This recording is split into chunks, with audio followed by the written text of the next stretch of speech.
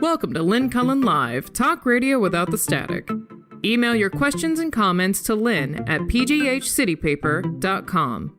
And now your host, Lynn Cullen. Hey there and welcome. It's August 11th. On this very date, 99 years ago, in Galesburg, Illinois, my mother came into this world. Wow. So, I suppose at that time, the assumption that she would have a life this long would not have been much considered. But there it is. Wow. So,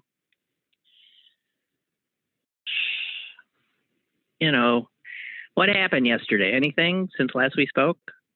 God almighty. So right after the show, the infrastructure bill passed pretty much. And then Andrew Cuomo resigned. Which was there was no other move for him to make. Obviously. I happened to see his resignation speech live, and as it started, it sounded like he was going to fight, and I was astonished. And then he pivoted, and I must say, his delivery shows him to be what a tough character he is.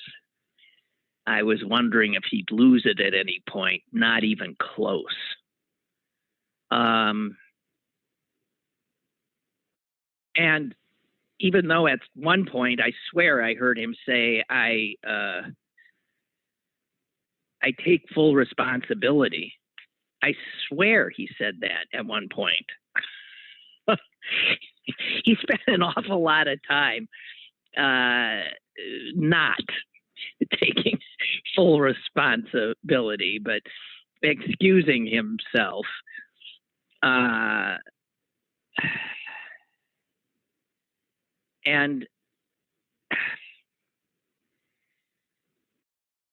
he said at one point, I've never crossed the line with anyone.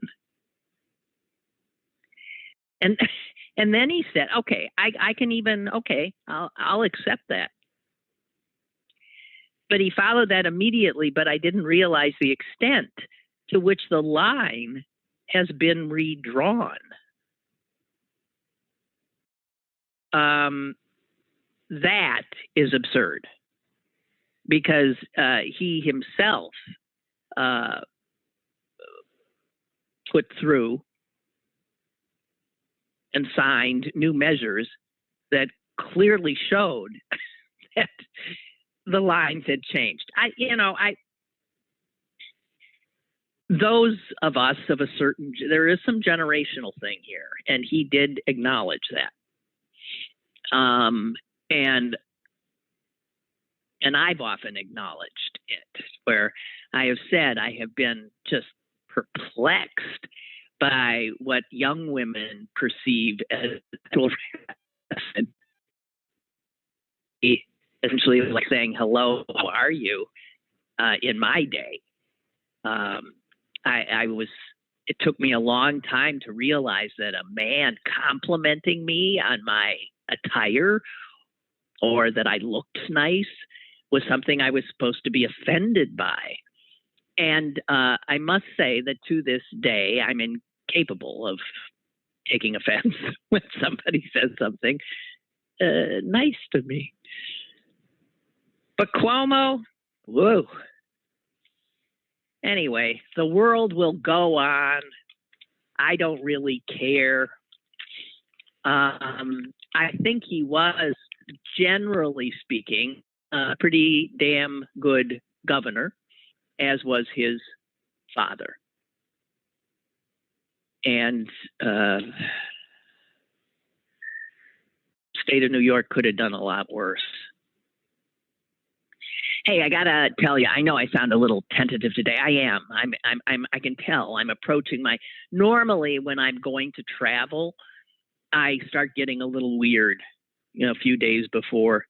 I'm not a good traveler, and this time I'm getting really weird because I'm so ambivalent about going. I haven't been on an airplane since the pandemic. Can't say I'm as nervous about that as just, I don't know. I'm a wreck, okay? And I also am so hopeful that I will not regret this, which I fully acknowledge I might. And these kinds of calculations and trying to parse levels of risk to oneself, to one's loved ones, it just is an exhausting, almost daily again, exercise that we have to do. So, since we're sort of on, I'm alluding, of course, to COVID, let's just talk about anything COVID related at the moment. The Republicans and the Democrats, anyone who sees them as like equivalent, have to be stark raving mad now. I mean, just even back to Cuomo. What happens to, if Cuomo had been a Republican, would he still be in office? Of course. There would have been nobody on him to resign. Nobody. Nothing to see here. Keep moving. I mean, the Republicans had a presidential candidate who we heard bragging about sexually assaulting women. Sexually assaulting him. We had it on tape. And the Republican Party stood by him, and the Republican electorate voted him into the White House.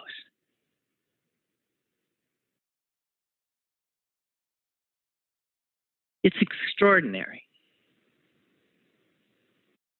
So this sense that like the laws don't even apply to this lawless Republican Party.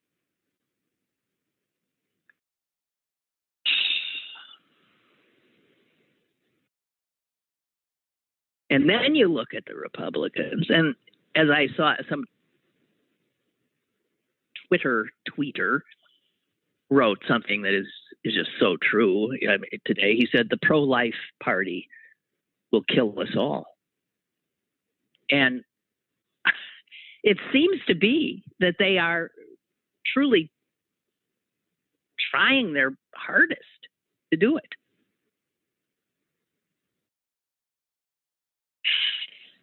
The pro-life party will kill us all. Got a caller? Okay, hello. Hello. How you doing, Lynn? Hi. I'm Hi. okay. Hey, I think that guy should have resigned a long time. I don't like him. I never liked that guy. He just doesn't. I'm not a big fan of New Yorkers to begin with their cocky attitude. Now, there's a lot of good people who live there. But, no, Yeah. I'm serious. But I'm not a big fan of their attitude. And they think they're the only ones. What really gets me about them is nowhere else is strong. When we're New York strong, well, we're Pennsylvania strong. We could say the same. There's a lot of strong people all through the country. So let's just stop that nonsense. But to begin with, I like to know, did they ever come up with evidence that he did this. I know he talked and said all this stuff, and he touched people's bellies and tapped them on the shoulder. What are they judging this on? I'm just curious about it. Yeah, I never heard any solid evidence. To me, there is. I would say that's not beyond a shadow of a doubt. I don't know what happened. I don't know if she's telling the truth or he's telling. That's what it is. He, she. So is that every case now going to be he, she? One says this, the other says that. I think it's a bad direction. He goes, I think the guy's a scumbag. I don't like him. He probably did do something, but I don't know. But when it comes to the legal thing, is it really there? Well, yes, apparently it is, because two high-placed legal types, lawyers and prosecutors, are the ones who did the investigation, interviewed tons of people, were able to corroborate much of many of the allegations. And I think it was such a damning report. It wasn't just she said this and nobody, saw. There was too many things that went on. Also, the attempt to retaliate against women who spoke out. There was a really strong paper trail about that, which is also something, you shouldn't do. Somebody says, hey, I'm not being treated well, and then all of a sudden they're being treated worse. I really think, there's a 186-page report that the Attorney General of New York State put together, and it was damning. I mean, that's when people read it, they just started immediately calling for him to step down. It was that damning. I didn't read the whole thing. If you want to read the whole thing, it's out there. Go ahead. It don't interest me. Okay. I mean, it's a shame. I just was curious if there was. I mean, if somebody stepped in and saw him actually trying to doing it, and what can you say? If you got witnesses, what can you say? I mean, Then I thought, well, is this one of those deals where she wanted something more and he would give her, and they had an affair? You just don't know. No, it wasn't. It wasn't that kind of. It was not at all that kind of thing. None of these women. They just happened to work for him, and they were subjected to a lot of unwelcome physical and even sort of verbal harassment. But the Cuomo's, they're hot-headed people, I think, because his brother, somebody called him Fredo, and he wanted to punch him out or something. It's like, instead of just saying, that's not nice to say something like that. I think he has a short fuse. I think the brother does too. They're just that type of people. They both have that look on their face. They're both, they're too tightly wound. Yeah. They look like, I don't know, Chris Cuomo, whenever I have trouble watching him on TV, because he always looks like he's about to have a cerebral hemorrhage. I mean, even when he's in a state of rest, he looks like he's about to just sort of like his eyeballs are about to pop out of his head. Yeah. So I mean, it's just sort of like, it's not a comfortable kind of visage that they show to us. And the older brother, the governor, he's still governor for a few weeks, is even more so than the one on TV. Yeah. Oh, wow. So. Okay, then. All right, you. Okay. Thank you. Thank you. Bye. Bye. I got to tell you that Ryan Deto, the managing editor of Pittsburgh City Paper, will be joining us in about 15 minutes to talk about, a lot of stuff. I want to talk. He thinks he's just coming on to talk about scooters, but I want him to talk also about the Pennsylvania Senate seat that Toomey will be leaving, and who the Democrats are going to put forward, because it's an extremely important primary, as I know you all know, and the Democrats have the misfortune of having a plethora of really capable people who are seeking that seat. So we need to talk about that and a few other things. So just so you know, in 15 minutes, he's going to be coming aboard. And in the interim, I need to share with you a few other things that have come across my line of vision. Let's see. I have something I came across that I thought, you know what? I'm not even going to read this. I can't read this. It's just the headline is enough to make me sick. But here, actually, I don't have the headline. Why did I think I had the headline? I don't even have the headline. Let's just put it this way. Let's just give you the first sentence of the story that I do not have a headline for. This is from the New York Times. Female recruits will no longer be subjected to mandatory vaginal exams by the Indonesian army.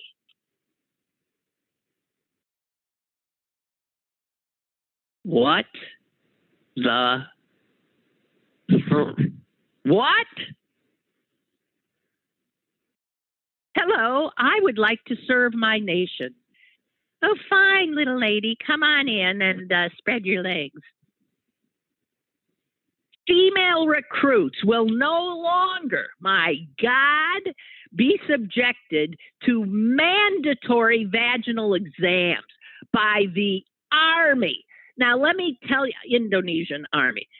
Let me just say that, again, one thinks of all these anti-vaxxers with, you cannot, tell me what you can do, what I have to, you can't make me, it's my body, it's, whatever, my body, my freedom.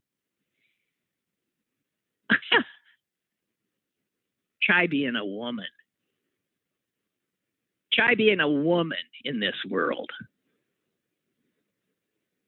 where men assume they own your body. God. Chuck writes, Lynn, trust me.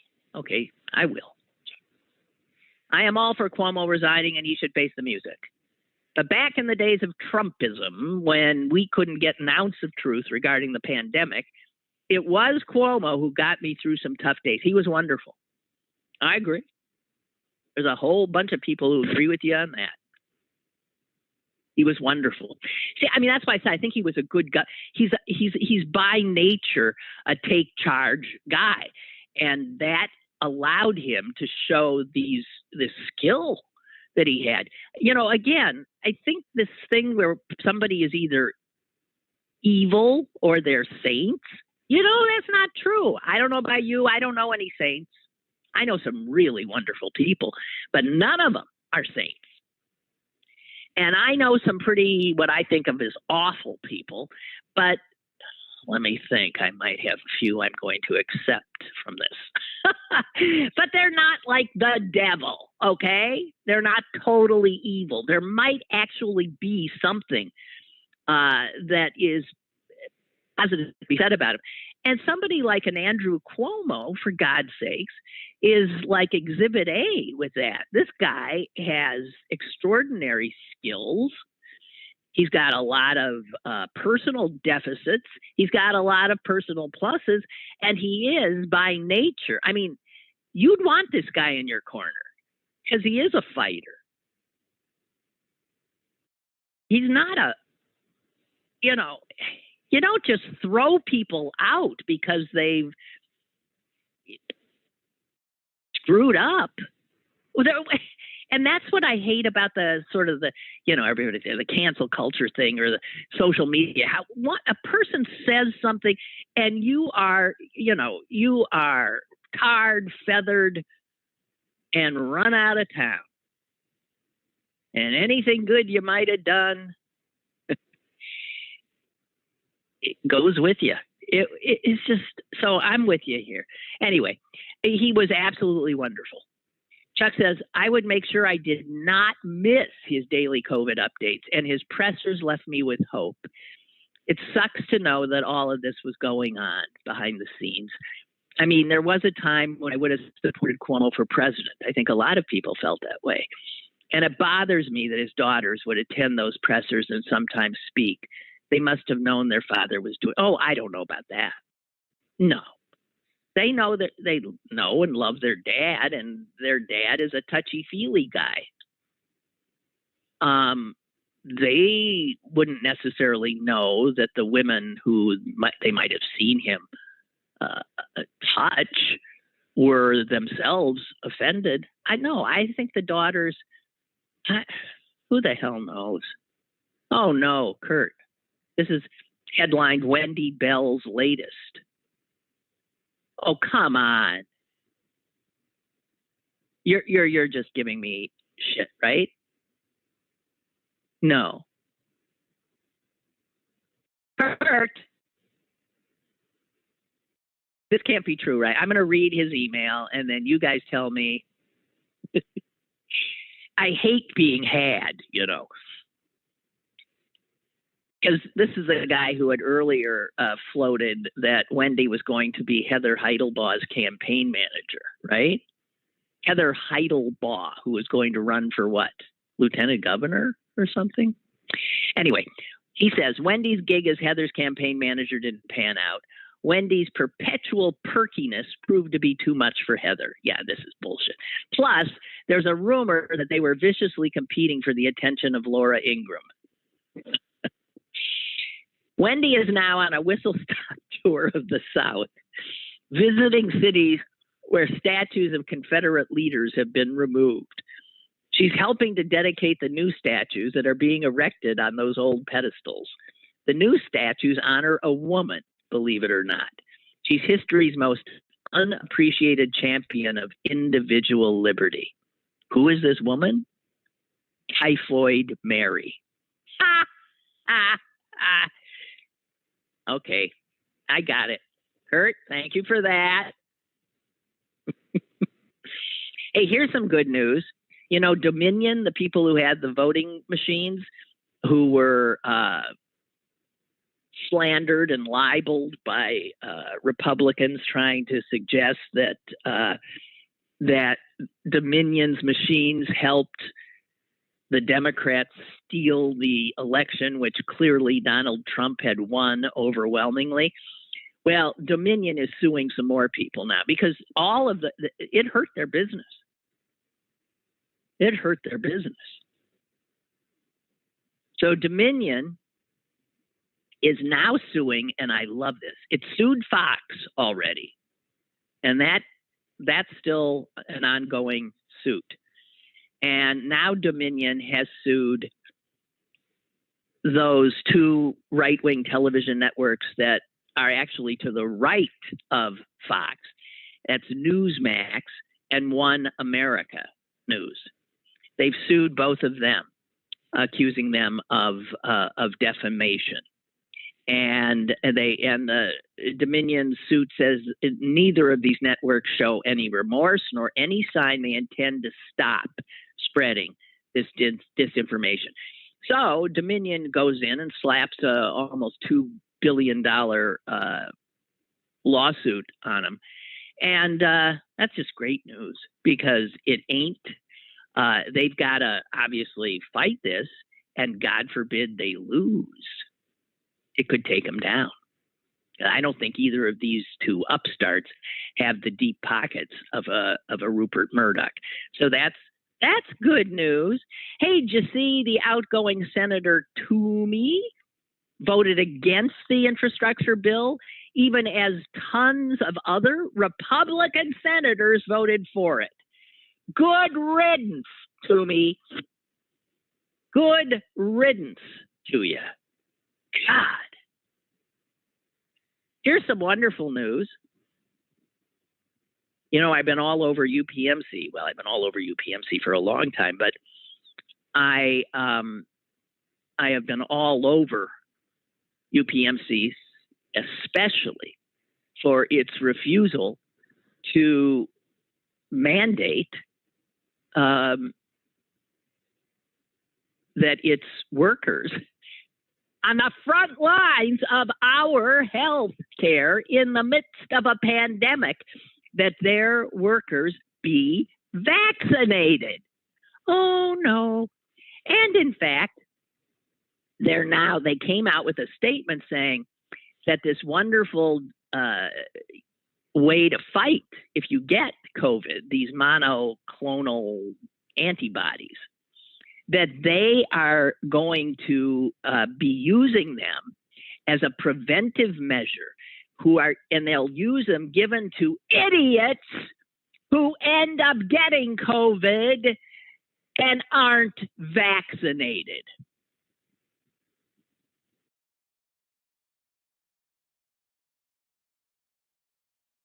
They say that they will only give these monoclonal antibodies. Now, if I get COVID, I don't think I am going to get the monoclonal antibodies, because they say they're only giving them to people who are not vaccinated or only partially vaccinated or have compromised immune systems. So here's the infectious disease pharmacist from UPMC. So what it means to be eligible is, first and foremost, you must be exposed to someone with COVID-19, and you have to be an idiot who hasn't been vaccinated. So the idiots, I mean, they're getting paid, they're getting trips, they're getting college educations, they're winning lotteries, they get to go to the front of the line if they get the disease. Are you effing kidding me? And then at some point when they're rolling this out, some reporter must have said, yeah, but aren't you going to have your people have to be vaccinated? And listen to what the frigging medical director of infection prevention at UPMC said to that. It's important for us to understand and have some empathy about why people are not getting vaccinated. Some of those reasons make sense to the people who believe them. Well, yeah, we got to have empathy because they're fools, because we have to have empathy because they're endangering the children of this country. We have to have empathy. And he goes on to say that we need to meet the people where they are. Well, where they are is in Idiotville, and they're killing people.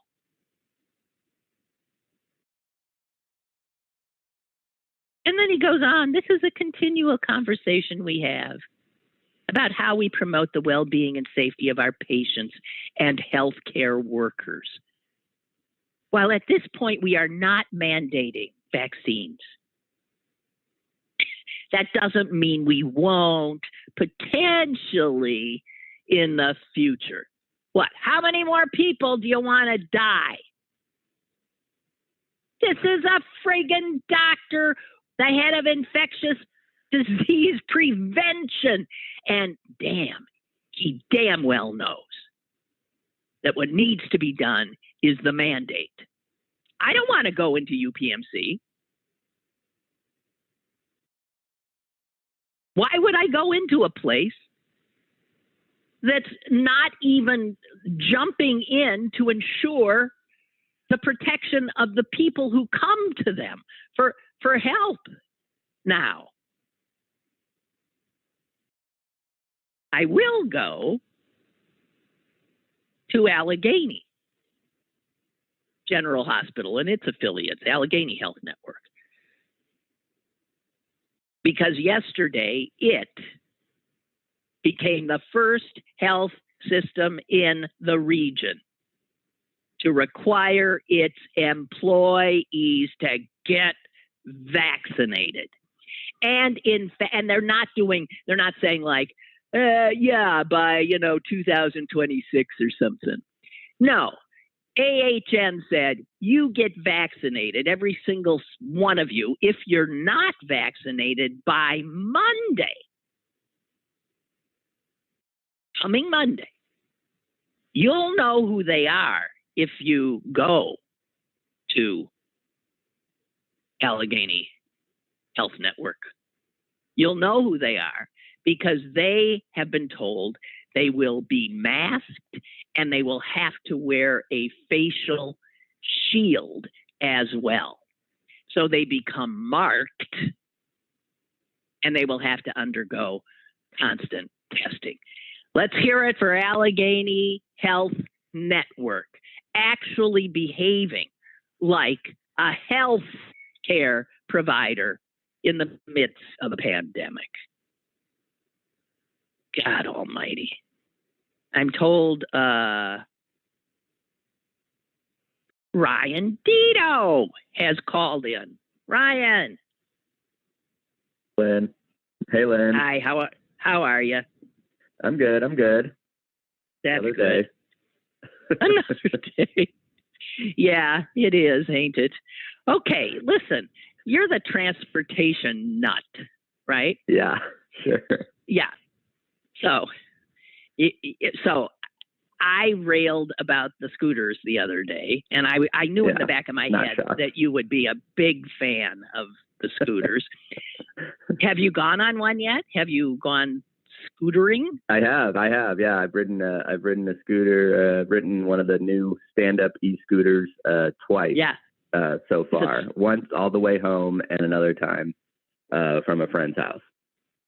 And they're fun, right? Yeah. I think they're pretty fun. They're really easy to use. I think that was like one of the biggest things for me is like always like I usually ride my bike most places, so I don't actually use like these kind of like technology things like too often. I'd used them once before in California, and other than that, I'd never really used them. And then you just sign up on the app, take a photo, and you're ready to go. So here's what I want to know. I mean, this is something that the city. Who are the moving forces behind this pilot program that will last for the next 2 years, right? Right. Okay. That has these scooters all over. So just tell me who the players are here, because I don't think they've done a very good job of educating the public about how to use them and safety issues. Okay. Right. Okay. All right. So who are these? I'll give you the background of kind of how it came to be. For the longest time, the state of Pennsylvania, these electronic e-scooters are illegal because they basically don't fit into the Pennsylvania vehicle code anywhere. So they weren't allowed. And that's one of the reasons why Pennsylvania is one of the last states to see these things. These things are basically in every other state, every other major city throughout the country. And so what happened is the certain politicians working with the city's Department of Mobility, wrote in a pilot program into the budget law that was passed a few months ago. And so, I guess a month ago. So that basically legalized these e-scooters on a pilot basis only in a second-class city in Pennsylvania, which is only the city of Pittsburgh. So that's how it worked out. The program is, the scooter company that is here is Spin, which is in a few other cities throughout the country, and the CEO of Spin is a Pittsburgh native. And I think what's interesting is what's different about our scooters is that we're only one company. Most other cities have several companies. And that really leads to even more of the problems that some people are talking about. And I will say personally, just as an observer, that I understand people's criticism of the scooters, but it hasn't been that bad. It really hasn't, compared to other cities. No. Okay, that's fine. However, who's policing this? I don't know if you heard what I witnessed. experience. Who's policing any of the laws? Who's policing any of the street laws in Pennsylvania? I mean, in the city of Pittsburgh. Nobody. You're right. Nobody. But so, I have to tell you, mark my words, people will die. Lynn. Hello. People are gonna die. They're either gonna be hit by one, or they're gonna they're not wearing helmets. You can't die from being hit by a scooter. You cannot die. Yes, you can. 15 miles an hour tops. No. Hey, wait, Ryan. I know someone who died being hit by a bicycle. Right, but it's exceedingly rare, Lynn. I mean, yes, and there was somebody killed in New York City, an actress hit by a scooter. More than three. Wait, hold on. More than 30,000 people are killed by cars annually in America. I understand. People are on the ball. So here's what I saw. I saw 4 young people, and I don't think they looked old enough to legally even be. They didn't. Well, I can't tell anymore. So maybe they were. They have to be. I looked pretty young when I was 18. You have to be. No, you don't. No, you don't have to have. You don't have to have a driver's license. That's the idea. Is that it helps mobility for people without licenses. The other mopeds we have, the Scooby mopeds, those ones you have to have a driver's license for. Oh, okay. Yeah. So the spin you don't. How you could be how young? I believe it's 18. I have to look. It might be 16. No, listen, you're wrong about the driver's license. You are, because I have this. Getting started with spin. Create an account, wear a helmet, although it's not mandated. And then it says general rules. You must be 18 years or older with a valid driver license. Hello? Interesting. Yeah, I really sorry about it. I don't remember that. There it is. You must be 18 years or older with a valid driver's license to operate a scooter. And you must follow street signs, signals, markings, and obey traffic laws.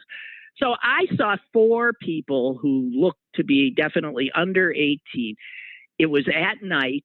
They were buzzing in and out in between cars on Penn Avenue, cars that were moving. I was one of them.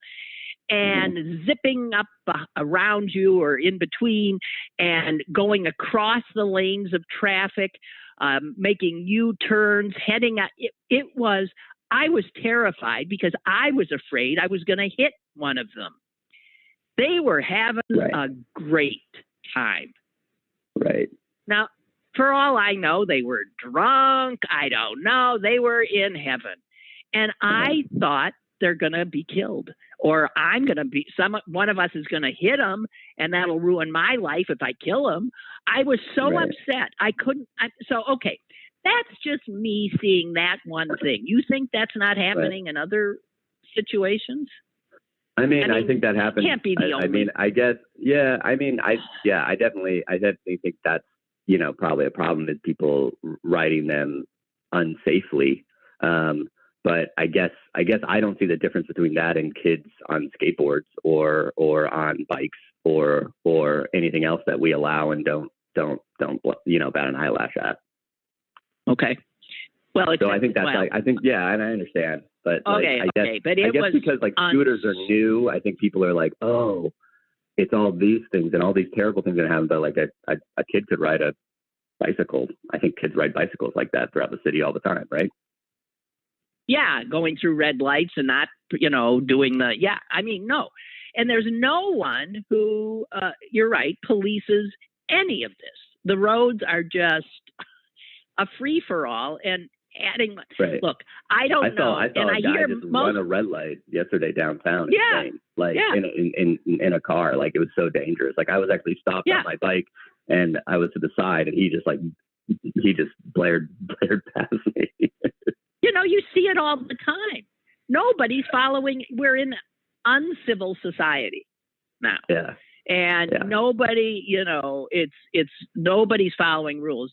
And just to add this one little, it felt like I was being attacked by mosquitoes. I mean, it was really unsettling. It was. Yeah. I'm not easily freaked out person. I was stunned. And I see people bitching about, them lying around on sidewalks. I don't give a damn about that. But that also strikes me as odd. So what is Spin? How does Spin find these? Are there they have little bings? Yeah, so I mean, they're all GPS. These? You can all look at them. If you open up if you open up our transit app or the Spin app, you can see where all of them are. Oh, you can. They're all there. Okay. Yeah. Well, that's how you find them to rent them. Sure. You open up your map and you go, oh, where are they? Yeah. And how geez, I don't know. So Spin is responsible for picking them up. If there's like a contract where they have to be picked up in a certain length of time, or I just think no, I don't think so. I don't think, but I mean, there's nothing thought out about it. State law says that you can't ride them or park them on the sidewalk. Now, obviously, people are not obeying that.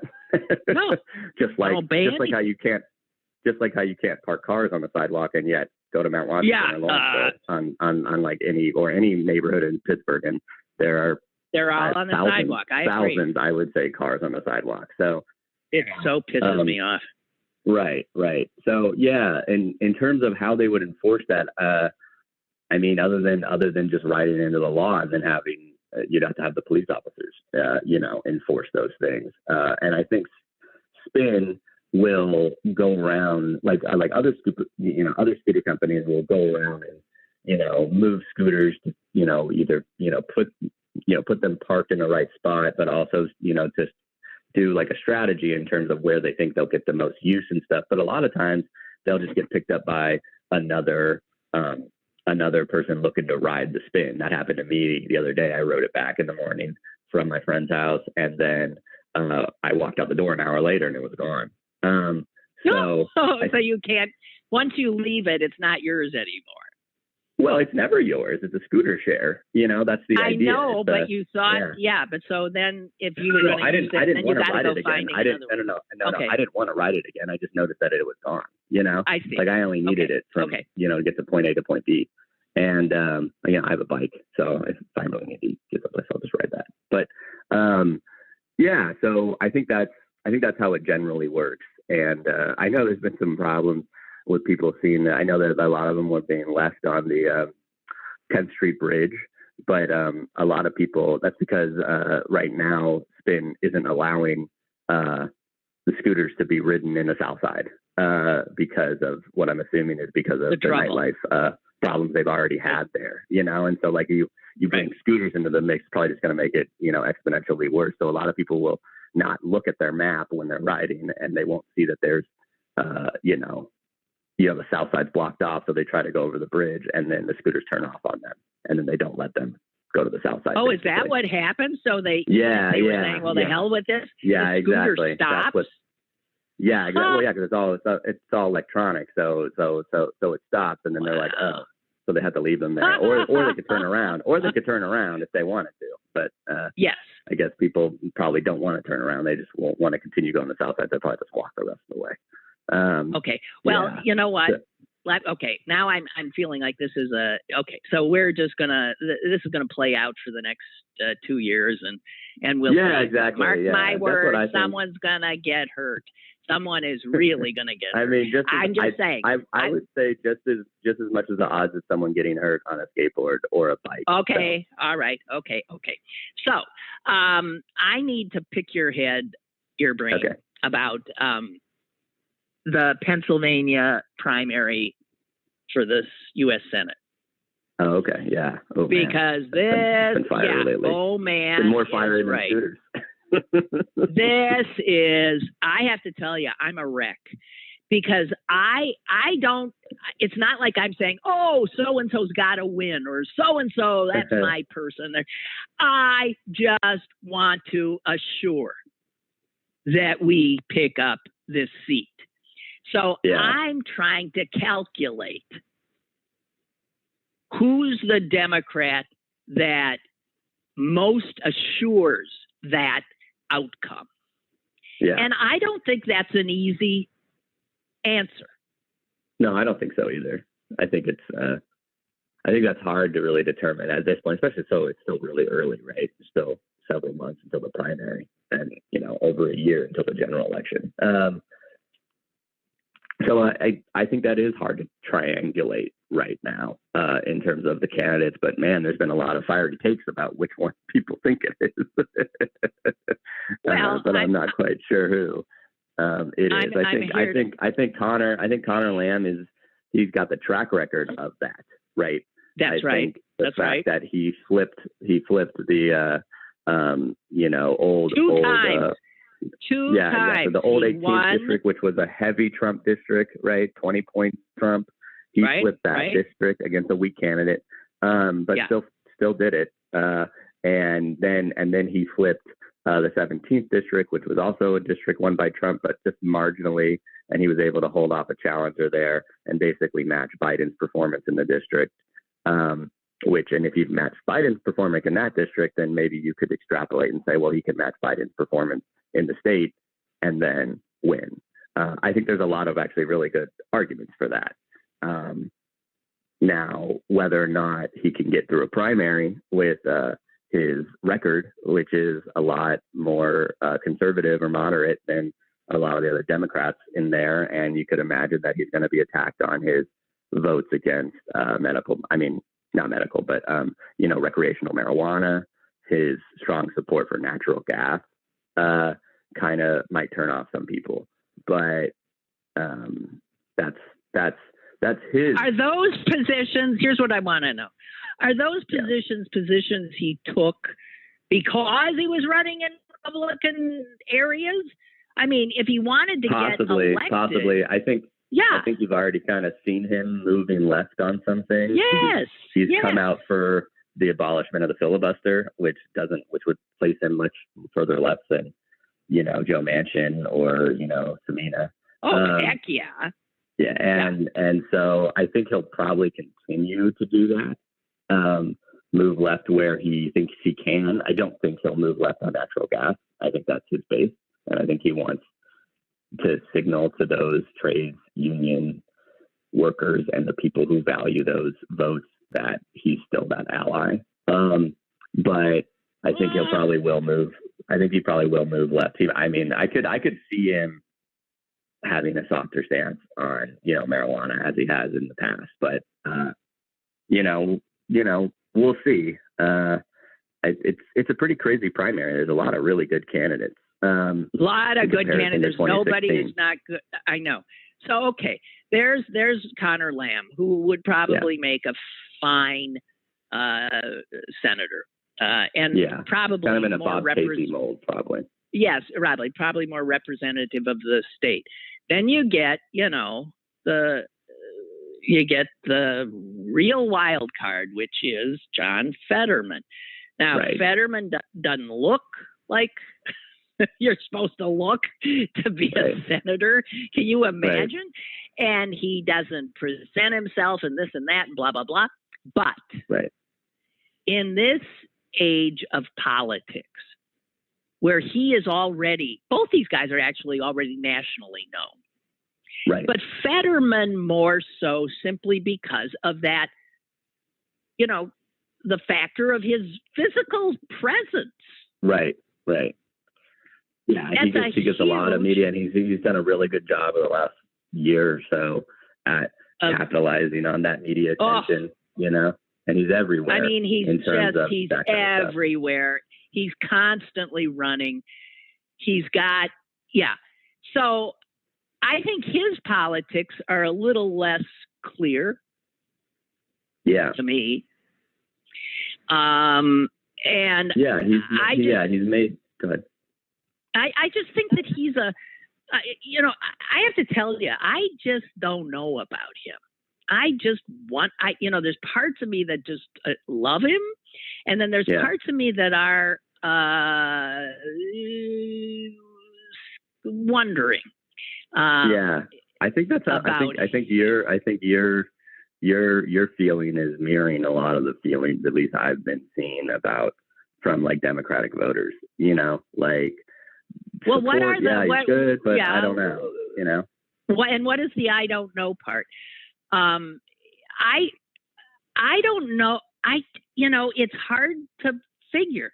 He just seems to be, I think he's extraordinarily ambitious, obviously. But then who isn't with these guys? Yeah, everybody running this. But I think given the media and its important place in how people end up with the perceptions they have of candidates, that he's got a leg up in that he's just made for this era of TV. In that respect, he's like a Donald Trump. Yeah. I'm not talking about politics. I'm talking about the sort of,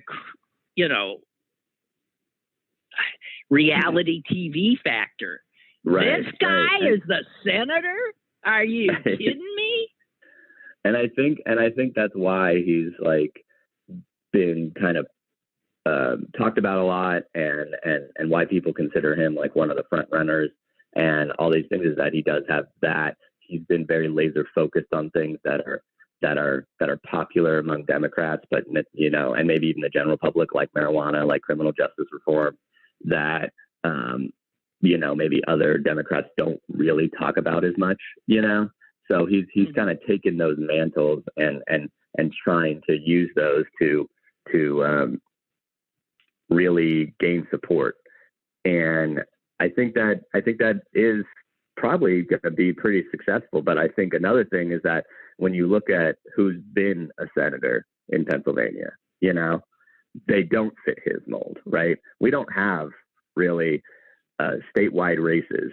We don't really elect people who are kind of like, whoa, that was kind of shocking. I think you could say like maybe Ed Rendell was like the most like bombastic person to win a statewide race in like recent Pennsylvania history. Most of them look like Tom Wolf, or like Bob Daisley, like kind of mild mannered. They're quiet. They're quiet spoken bald guys.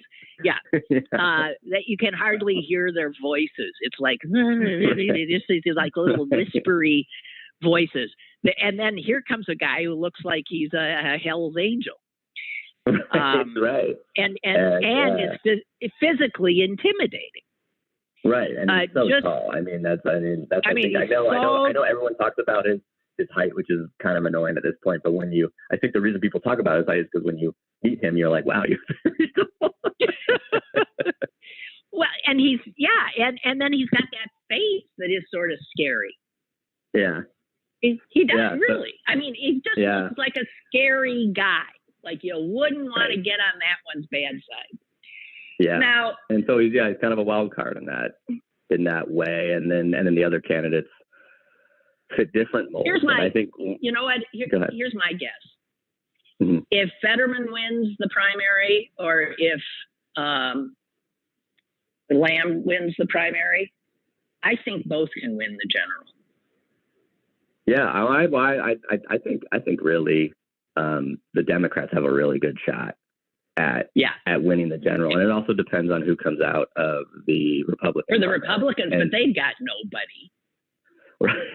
They definitely have less recognizable figures outside of Sean Parnell, and like Sean Parnell has a lot of cachet in conservative circles, and he's always on Fox News, and he's, if I'm going to be frank, he's one of the most vapid political figures I think I've seen in this region in a while. And so he has a lot of cachet, but it's interesting to see where the Republicans are putting their power behind, because the more the Republican establishment is kind of going for Jeff Bartos, who is out of Montgomery County, a lawyer and a former commissioner there, I think. And, he's trying to line himself with Trump too, but he's also trying to steer that line of like, well, no, I'm not quite a Trumpist, in that way. And they've been kind of fighting back and forth over who's not a Trumpist, but who is.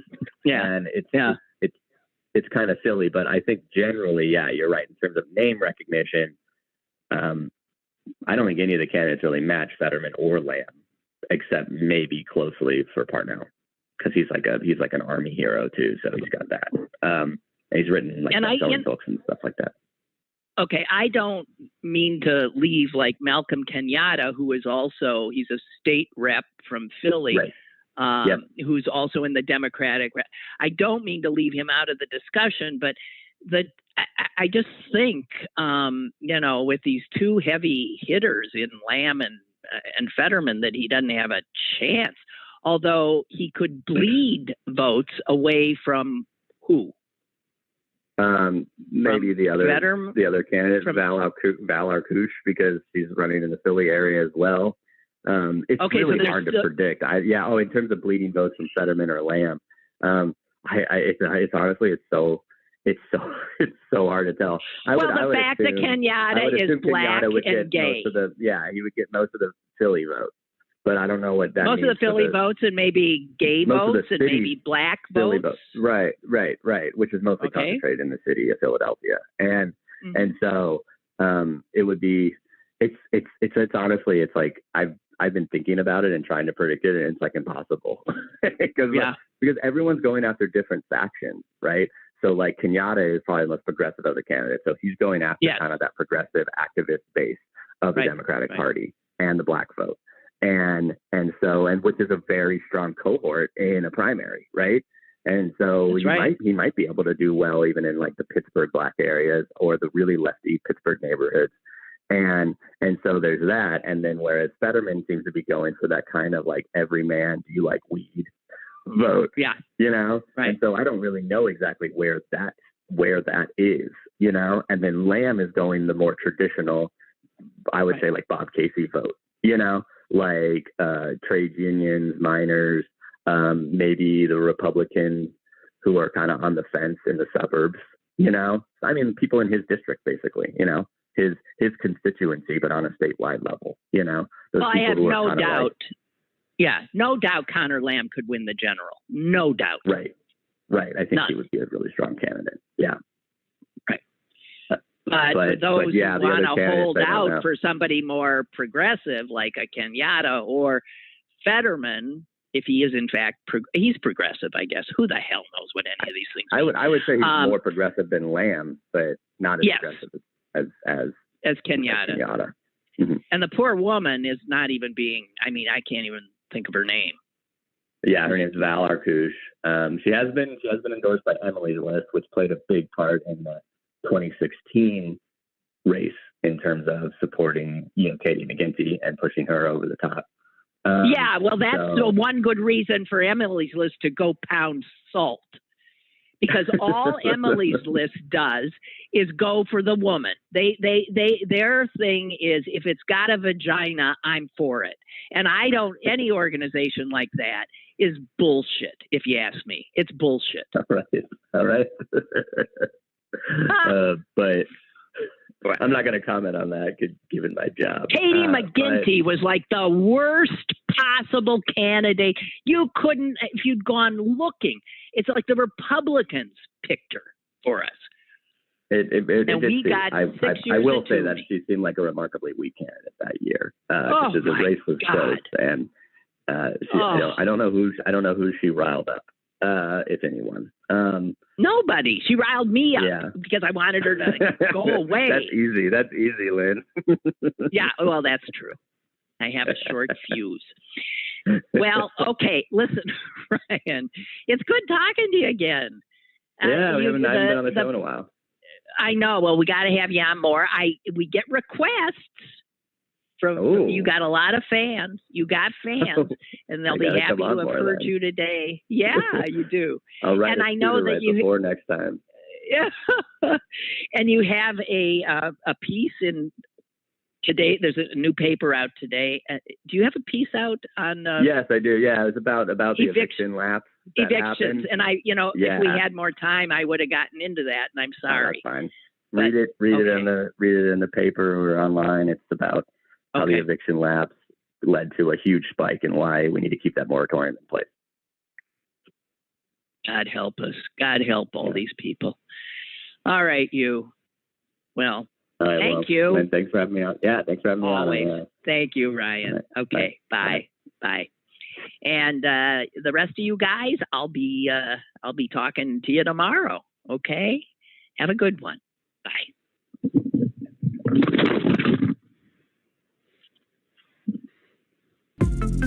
Lynn Cullen Live, Monday through Thursday from 10 a.m. to 11 a.m.